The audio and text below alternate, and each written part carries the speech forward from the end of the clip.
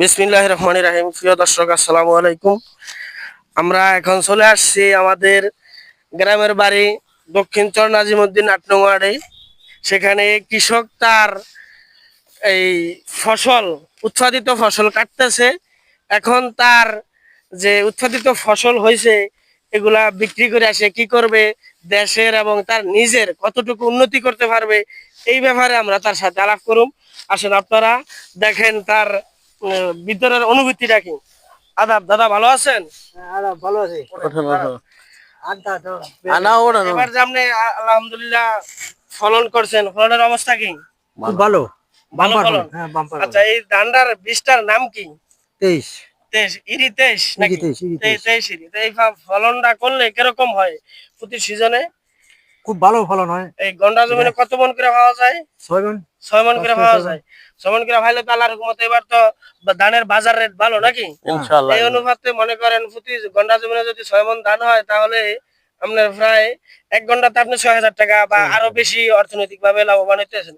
তাহলে এই ধানটা তো লাভবানের একটা ক্ষেত নাকি? তাহলে আপনি পরবর্তী বছরে দর্শক যে এই ধানটা করবে কিভাবে করলে ভালো হয়, আপনার নিজস্ব ব্যক্তি মতামত হিসেবে একটু তাদেরকে সাজেশন দেন। এই ধান এই বীজটা ভালোভাবে রাখতে হবে। যে জায়গায় বীজ পুষ্ট থাকে একটু ভালো পরিপুষ্ট বীজটা রাখলে আগামী সিজনও এই ধরনের বাম্পার ফলনে আশা করা যায়। অনেকে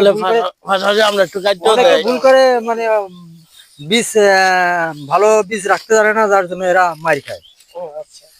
আর যারা মানে আগামী দিনে যারা করবে তারা যদি এই ধানটার প্রতি আগ্রহ দেয় আসলে তারা কি লাভবান হইতে পারবে কিনা? লাভবান। আচ্ছা দর্শক, আমরা শুনে নিলাম কৃষকের মুখ থেকে তার কাঙ্ক্ষিত লক্ষ্য। এখন আমাদের কৃষক ভাইদেরকে যে সহযোগিতা করছে আমাদের এলাকার অত্যন্ত জনপ্রিয় একজন ব্যক্তি, যার কথা না বললে নয়, আপনারা তাকে সকলে চিনেন। আমাদের প্রিয় লোক, বর্তমান সমাজের একজন আদর্শ ব্যক্তি হিসাবে আমরা তার কাছ থেকে মতামত জানবো যে আসলে এই ফলন উৎপাদনের মাধ্যমে, ফসল উৎপাদনের মাধ্যমে দেশের এবং নিজের ভাগ্য উন্নয়ন করা যায়, এই ব্যাপারে তিনি আমাদেরকে কিছু বলবেন। আমাদের প্রিয় লোক জনাব মামুন মাদ্রাজি। আমাদের এলাকার ম্যাক্সিমাম লোকই কৃষক। এরা ধরো কৃষি কাজ করতে পছন্দ করে, এদেরকে কিছু বলা লাগে না। মূলত এরা কিভাবে কৃষি কাজ করতে হয়, কোন ধান কোন বীজ কোন সময় লাগাইতে হয়, এরা আমাদের এই নাজিমউদ্দিন ৮ নম্বর ওয়ার্ডের বিশেষ করে কৃষক যারা, এরা ভালো ফসলেরই উৎপাদন করতে পারে এবং এরা ভালোই আছে ইনশাল্লাহ। এখন এরা যদি ভবিষ্যতে আরো ভালো ফসল ফলায় তাহলে নিজের এবং দেশের দুটোটারই আশা করি উন্নত হবে। এবং যেহেতু আমাদের দেশে অনেক সময় খাদ্য সংকট দেখা দেওয়ার কারণে এই অনেক সময় এই ধানের দাম বৃদ্ধি হয়, তাহলে যদি এই ধানটা যদি প্রতি বছর ভালো করা হয় তাহলে আমরা আমাদের এই দেশের যে একটা সংকট দেখা যায় এটা আর দেখা দিবে না।